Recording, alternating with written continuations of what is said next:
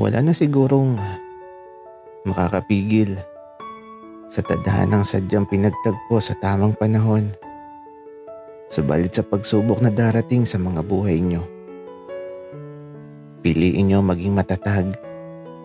Dahil kapag nalampasan nyo ang sandaling tila ba sinusubok ang pag-iibigan nyo, darating kayo sa pahina ng buhay nyo na kahit anumang pagsubok ang dumating, kakayanin basta ikaw ang kapiling.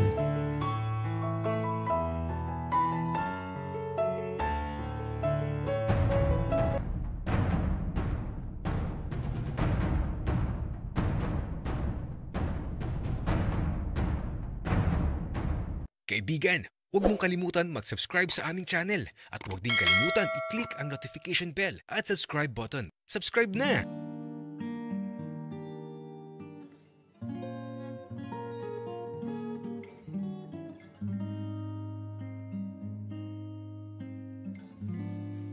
Sa totoo lang, bago umalis si Randy, nag-usap kami. Niyakap pa nga ako eh. Alagaan ko daw si Axel at huwag sasaktan. At masaya daw siya kasi ako yung pinili ni Axel. Kasi nakikita niya na mabuti daw akong tao. At alam niyang hindi ko kayang saktan si Axel. Kaya nung umalis siya, gigisingin ko sana si Axel kaso wag na daw. Tapos may sulat siya para kay Axel na sa akin binigay. Ako na lang daw magbigay kay Axel. Kaya bago ko ibigay, binasa ko muna. Para naman alam ko kung anong nasa sulat. At si Randy din talaga yung nagluto ng pata ng lechon. Masarap naman. Kaya ito, nang maliligo na kami, pinagtatawanan ako ni Axel. Bakit daw kasi ganun ang tapis ko? Ang taas daw, para daw babae. Axel, tawa pa. Masayang masaya. Kurt, huwag ka na magtatapis ng ganyan na. Para kang sinanay eh. Axel, napakaloko mo. Umayos ka nga. Tsaka maligo na tayo. Tapos, dumiretso na tayo sa simbahan. Okay, sige. Sabi mo eh. Wika ni Axel na eto. Nagsimula na siya maligo. Tanggal lahat ng suot niya. Ako naman. Ganun na lang din ang ginawa ko. May hiya pa ba ako? At eto, nagsimula na din akong maligo. Pinagmamasdan ko nga yung nakalawit na nakikita ko. Galit na galit baga naman. Kaya eto, hinawakan ko. Kaya lang tinanggal ni Axel ang kamay ko. Kurt, kala ko ba walang ganap? Sorry Axel. Natokso lang. Biro lang, Kurt. Ikaw talaga. Hindi na mabiro eh. Oh, wakan mo na. Para sa'yo lang yan. Wika ni Axel na patawa-tawa pa. At ako naman eto, hinawakan ko. Ang rupo ko talaga. At ayun na nga nangyari. Habang naliligo, naging tubero na naman ako. Linis baradong tubo talaga. Ay nako. Kaya naman, nung matapos kaming maligo, eto, nagbihis lang tapos diretso na sa simbahan. At habang nagdadasal ako, nakangiti lang talaga ako at nagpapasalamat ako kasi masaya ako at masaya ang puso ko sa mga bagay na di ko inasahang darating sa buhay ko. At sa paglipas ng mga sandali, eto, namamasyal lang kami. Tapos, kakain. Tapos lakad ulit at kakain ulit. hanggang sa abuti na kami ng gabi. Kaya naman, uuwi na kami. Pagod na eh. Sa sobrang dami namin ginawa sa buong araw, pagka uwi pa lang namin, pinagdikit na lang namin ulit yung kama tapos diretso higa. At mula sa malamig na gabi, magkayakap lang kami sa buong magdamag. Wala nang naganap. Pagod na eh. At eto, pasukan na naman.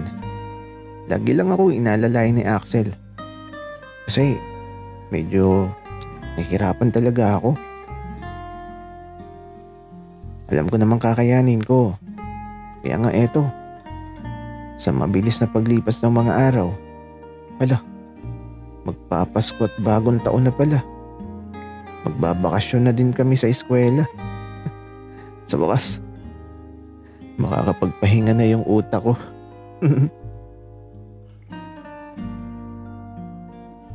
Kurt, saan tayo sa bakasyon? Saan ka magpapasko at bagong taon? Axel, sa inyo na lang siguro. Hala, Kurt, bakit? Paano ang mama at papa mo pati kapatid mo? Axel, okay lang yun. Nung isang taon nga solo lang ako sa bahay nung bagong taon at Pasko. Kasi may duty sila. Kaya yun, nasa kalye lang ako nung nakaraan. Nasa bahay ng mga kaibigan. Hello, Kurt.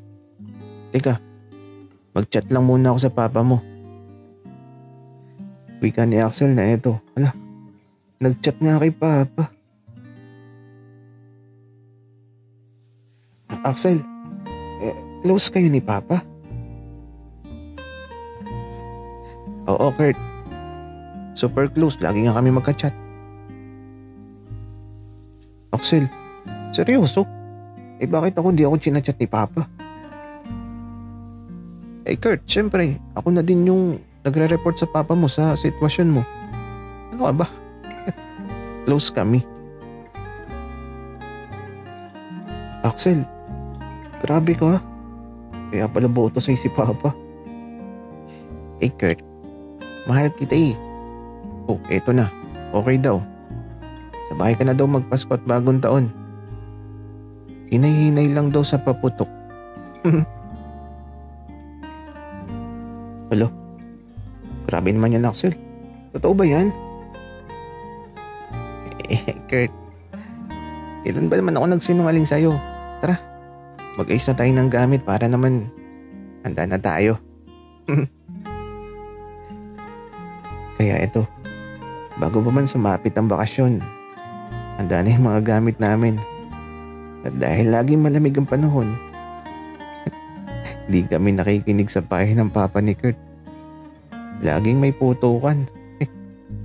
Mahina na yung 3 sa isang gabi.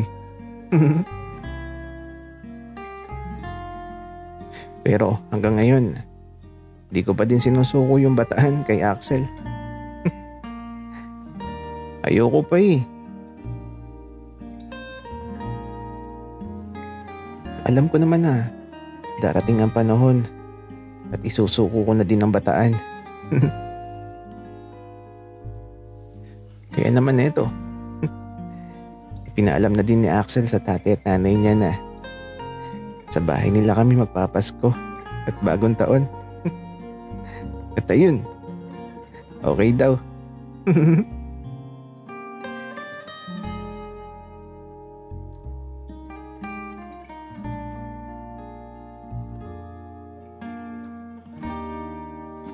Bago siguro kami umuwi, bibili talaga muna ako ng mga torotot at paputok. Para maiba naman. Si Kurt kasi, laging iba ang tinotorotot. Tapos, ako, paputok ng paputok. Iniisip ko tuloy, kung tatalon na ba ako ngayong bagong taon, o susundin ko pa din yung sinabi ni Lolo. Pero Baka sundin ko na lang ang sinabi ni Lolo. Yun na yung nakasanayan eh. Isasama ko na lang si Kurt para mas masaya. Tapos, sa ibabaw ko na lang siya mag-up and down. Kung papayag. Malay natin at pumayag na.